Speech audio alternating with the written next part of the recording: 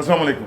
और पटवारियों और बेशर्मों और 6 महीने से बेइज्जत होके हर फोरम पे जलील होके तुम लोगों के दिमागों ने काम छोड़ दिया। अपने लीडर की अरबों की करप्शन को अरे खान साहब से कंपेयर कर रहे हो। और कुछ शर्म आती है कि नहीं आती है? और किस टाइम पे आती है?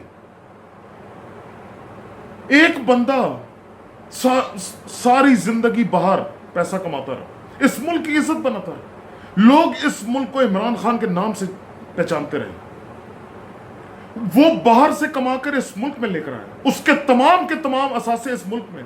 उसको कंपेयर कर रहे हो अपने उस करप्शन के माफिया डॉन से, जिसने 3-3 दफा इस मुल्क में हुकूमत करके अरबों रुपए कमा के इस मुल्क से बाहर लेकर गया और वहां उसकी खरबों की जायदादें, बजाय इसके कि इस मुल्क को तरक्की की तरफ लेकर जाता, खिदमत करता।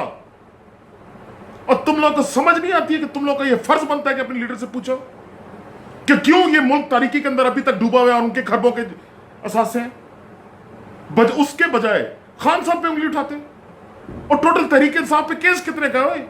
$27,000 का। खान साहब की जो पर्सनल मनी ट्रेल जो पूछ रहे हैं कि जी फ्लैट कहां से लिया जी, सवा लाख पाउंड कहां से? और सवा लाख पाउंड पता है बनता कितने? 2 करोड़ रुपया। दुनिया का बेस्ट ऑलराउंडर, तुम ये कहना चाहते हो कि उसके पास 2 करोड़ रुपया नहीं था? क्या किस मुंह से जाओगे काबे? और को शर्म करो, उंगली उठाते हुए कम से कम मुंह को देख लिया करो शीशे में। बेशर्मो, चाहे जो मर्जी हो जाए, इस दफा इंसाफ होकर रहेगा, नया पाकिस्तान बन के रहेगा। ये करप्शन का माफिया, ये कौम उससे आजाद इंशाल्लाह होकर रहेगी। जो मर्जियां कर लो।